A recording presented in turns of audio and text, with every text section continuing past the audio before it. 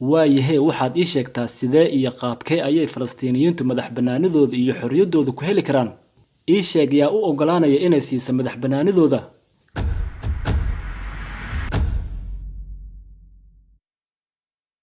When you step back and look at October 7, what was the reality of that day? haddaynu dib u fiirno wixii dhacay 7 Oktoobar, horta maxay ka dhigan tahay xaqiiqadii maalintaas? waa tahay horta ugu horeyn aynu ku bilowno magaca dhabta uu xambaarsanaa howlgalkii 7 Oktoobar. howlgalka waxaa lagu magacaabaa howlgalkii duufaantii Al-Aqsa. maxaa laga wadaa marka howlgalkii duufaantii Al-Aqsa? muxuu yahay Al-Aqsa? aan ku sheego, Al-Aqsa waa meesha ugu muqaddisan Qudus, waana masjidka saddexaad ee ugu muqaddisan Islaamka. marka su'aasha meesha taala ayaa waxay tahay maxay Xamaas ay ugu magac dartay howlgalkeeda duufaantii Al-Aqsa? Why would Hamas have to name an operation Al-Aqsa flood? fiiri, waxaa laga yaabaa in sahayuuniyadda Israa'iil ay ku tumanaysay bilihii iyo sanadihii badnaa ee lasoo dhaafay xuquuqda dadka Falastiiniyiinta.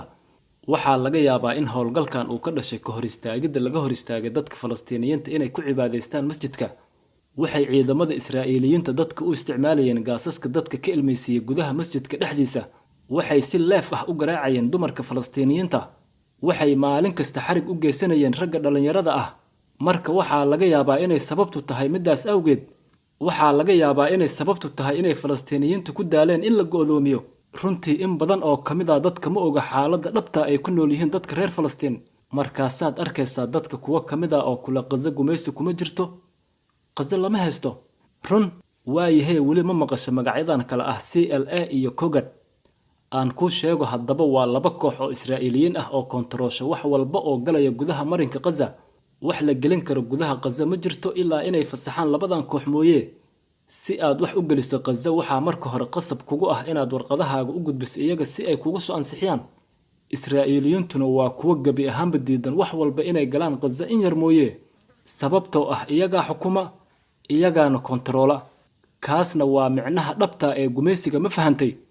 kadib ayaad i weydiinaysaa maxay Xamaas u samaysay waxay samaysay 7 Oktoobar. waayahe waxaad ii sheegtaa sidee iyo qaabkee ayay Falastiiniyiintu madax bannaanidooda iyo xorriyadooda ku heli karaan? ii sheeg yaa u ogolaanaya inay siiso madax bannaanidooda? cidna. taasna waa mid la wada ogyahay. 7 Oktoobar ka horna ma jirin cid ka hadlaysa xal laba dowladood oo isbarbar yaala. arrinkaasna wuxuu noqday mid la iska iloobay oo la iska tuuray finish. Sacuudiga waxay si caadi ah ay xiriir ula samaysteen Israa'iil. waxayna iska ilowday wadcigii iyo shardigii ahaa in dhidibada loo taago dowlad Falastiin ay leedahay. The Saudi Arabians were talking about normalizing relations with the Israelis. They had forgotten about their precondition about the necessity of a Palestinian state existing.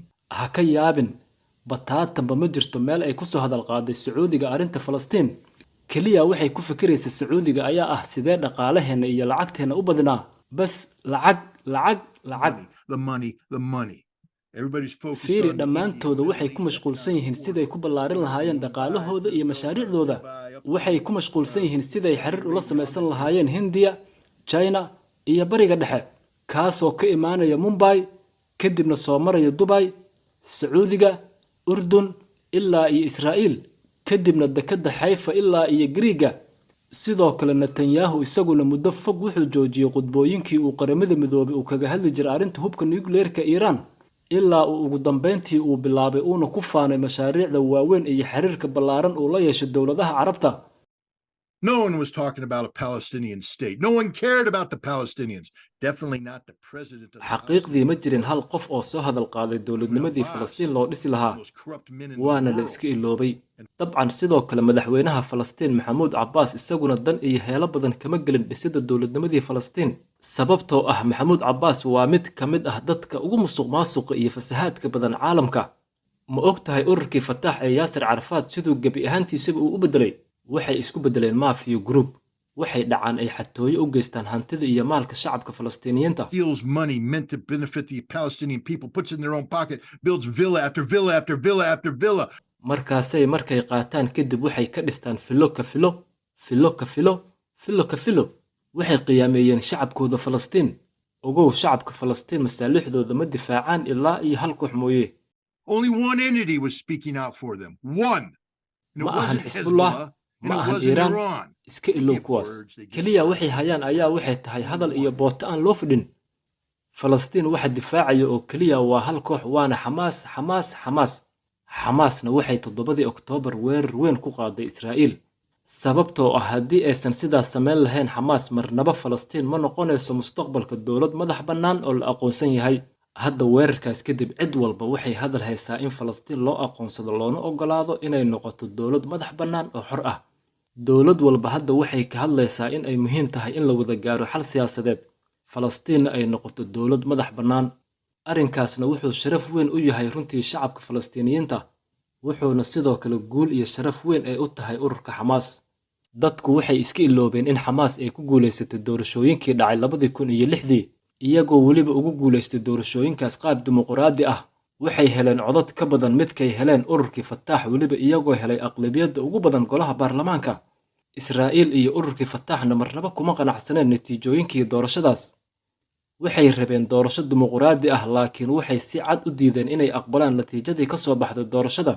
ma taqaanaa waxay rabtay Israa'iil keliya waxay rabtay doorasho dimuqraadi ah ee iyadu xukunta natiijadeeda balse uma suuragalin mana aysan awoodin inay xukunto natiijada laakiin waxay awooday kadib in ay kala qaybiso falastiiniyiinta ayna dhex dhigto dhexdooda dagaal sukeeye waa sax xamaas uma suuragalin inay daanta galbeed ku guulaysato laakiin waxay gebi ahaanba ku guulaysatay maamulka marayka Gaza dhammaantiisa u fiirso Fataax haddii ay yihiin maamulka la aqoonsan yahay sidee maamul shacabkiisa la gumaadayo haddana ay u amsunaan karaan ilaa iyo heerkaas waa xukuumad noocee ah xukuumadda iyo maamulka noocaas ah sidaan wada ognahay Israa'iiliyiintu waxay deegaameen joogto ah ka wadeen dhulkii ay lahaayeen dadka Falastiiniyiinta haddana sidaas ay tahay ururkii Fataax ma jirin wax ficila uu sameeyay haba yaraatee ilaa ay Israa'iil ay awooday inay kontaroosho wax walba ay Falastiiniyiintu leeyihiin weydii xamaaska maamul ahaantooda inay awoodaan inay samaysan karaan dekad ay badeecadahooda ka soo degsan karaan may marna ma ogola Israa'iil inay dhacdo midaas weydii xamaas in ay awoodaan in ay dhistaan airportka diyaaradaha si ay Falastiiniyiintu ugu safraan si xor ah daafaha adduunka may Israa'iil marnaba ma ogola midaas inay dhacdo weydii shacabka Falastiiniyiinta inay awoodaan inay wax walba samaysan karaan Israa'iil aanan u ogolaanin jawaabtu waa hal mid oo kaliya waana iska caabin Airport where planes could land so the Palestinians could fly freely around the world as sovereign citizens. No, Israel wouldn't allow it. Ask Hamas if they could do anything without Israel's approval. And the answer is only one thing: resist. haddaad ka heshay muuqaalka kaliya leegta saar muuqaalka sabskaraybkana wuxuu ku xiran yahay hal mar aad farta saarto batonka